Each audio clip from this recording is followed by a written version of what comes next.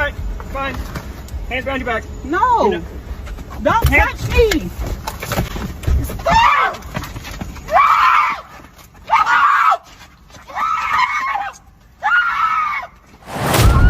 It was an ordinary Friday night in Jacksonville, Florida. Tiara Young was doing what millions of Americans do to make ends meet, driving for Doordash, delivering food, minding her business. She wasn't speeding, she wasn't drunk, she wasn't a threat to anyone. But before that night was over, she would be on the ground, kneed in the face, braids ripped from her scalp, placed in handcuffs, and charged with a crime. Not for anything she did wrong, but for asking a question. A question so simple, so reasonable, that you've probably asked it yourself 100 times without thinking twice. For what? Ma'am? So you getting all flustered for no reason when all you have to do is talk to me. If my backup gets here... You are getting flustered for no reason. I'm going to place you under arrest. But for what? For refusing to get What do you out of the need me to car. step out of the car for? That's it. That's what started this. And what happened next, captured on her own phone, documented in a police report filed by the arresting officer himself, would expose something deeply troubling about the Jacksonville Sheriff's Office. Not just about one officer's behavior on one night, but about a department that looked at what happened to Tiara Young and said everything was within policy. Let that sit with you for a moment. A woman delivering food gets kneed in the eye and has chunks of her hair forcibly torn from her head, and the department that employs the officer who did it looked at that footage, reviewed that report, and told the public that nothing was done wrong. This is the story of Tiara Young, a story about what happens when a routine traffic stop stops being routine, when a citizen knows her rights, when an officer doesn't like that, and when a police department decides that covering for its own matters more than the truth. We are going to walk through everything, the footage, the report, the charges, and the damning contradiction buried inside the arresting officer's own words that no one seems to be talking about. Because once you see it, you cannot unsee it. Here is what the Jacksonville Sheriff's Office says happened that night. Deputy B. Magyar pulled Tiara Young over because her taillights were not illuminated. That was the reason for the stop, a broken taillight. Nothing more, nothing less. Now think about that for a second. A broken taillight is a fix-it ticket. It is one of the most minor traffic violations in existence. Officers pull people over for it, remind them to get it fixed, and send them on their way. That is how it works. That is how it is supposed to work. But not on this night. When Deputy Magyar approached the vehicle, Tiara rolled her window down. Not all the way, but enough to have a conversation, enough to hear and be heard. That is her car. That is her right. And in cities across this country, women especially are advised not to fully lower their windows during night stops for their own personal safety. But the officer didn't like that. So instead of simply stating the reason for the stop, which would have taken 4 seconds, he made the window the issue. He demanded she lower it. She asked why. He told her to step out of the vehicle. She asked why. He said he didn't have to give her a reason. And right there in that exchange, you can see exactly where this stop left the road. Because here is what Tiara Young did next, and this is important. She turned on her taillights. The reason she was pulled over, the only legal justification for that stop, was no longer a problem. She fixed it, right there, in real time. And the officer's response to that, according to his own written report, was to note that after illuminating her lights, she, and these are his words, stared at him. She stared at him. That's in the report. A woman fixed the problem she was stopped for, and the officer put it in writing that she looked at him afterward. And somehow, the stop continued to escalate. Before we continue, don't forget to like and subscribe to this channel.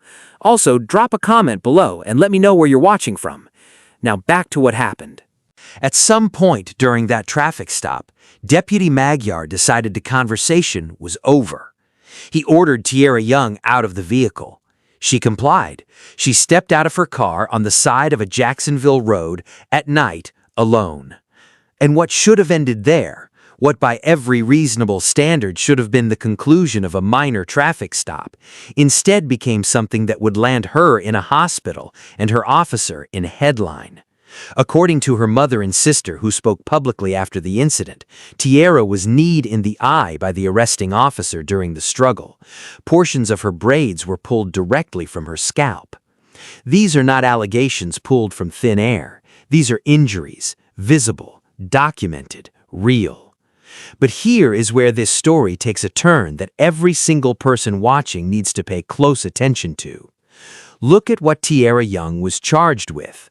Not assault, not threatening an officer, not resisting with violence. She was charged with resisting an officer without violence. Without violence. That is the charge. Those are the exact words written in the arrest report filed by the same officer who was present when she was kneed in the face and had her hair torn from her head. Read that again, slowly. The officer's own report states she resisted without violence, which means by the department's own written account, Tiara Young did not attack anyone. She did not strike anyone. She did not pose a violent threat to anyone. And yet, she was kneed in the eye, and yet her braids were ripped from her scalp. So if she was not violent, and the report confirms she was not, then where exactly did the violence come from? The report answers that question without meaning to, because the only other person in that report is the officer. The Jacksonville Sheriff's Office reviewed all of this, the footage, the report, the injuries, and they looked at the public and said their deputy acted within policy. Within policy. Those two words should trouble every single one of us. Let's talk about what accountability is supposed to look like. When a citizen files a complaint against a law enforcement officer, an internal affairs unit is supposed to investigate, supposed to review the footage, supposed to read the report, supposed to ask the hard questions. And when something is clearly wrong, when the evidence is sitting right there in black and white, they are supposed to say so. That is what accountability looks like. That is not what happened here. The Jacksonville Sheriff's Office Internal Affairs Unit reviewed everything: the cell phone footage, the arrest report, the documented injuries, a woman kneed in the eye, hair torn from her scalp, charged with resisting without violence by the same officer whose hands caused the violence. And their conclusion? Within policy. Not, we are reviewing our use of force standards. Not, this officer has been placed on administrative leave pending further investigation. Not even a carefully worded statement expressing concern for the woman who was hurt. Just, within policy. And that is the moment this story stops being about one officer on one night in one city. Because when a department looks at evidence this clear and still finds nothing wrong, the problem is no longer one bad deputy. The problem is the system that protects him. Tiara Young was delivering food that night. She was working, trying to make a living the same way millions of Americans do every single day. She asked a reasonable question during a minor traffic stop. She fixed the problem she was pulled over for.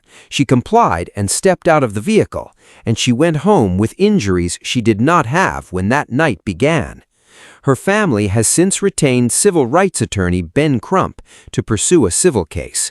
The body camera footage from Deputy Manyar has been requested, but at the time of this video has still not been released, which raises one final question worth sitting with. If everything was truly within policy, if the officer did nothing wrong, if the department has absolutely nothing to hide, then why is the body camera footage still not public? You already know the answer, and so does Jacksonville.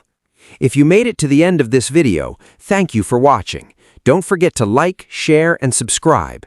Drop your thoughts in the comments below.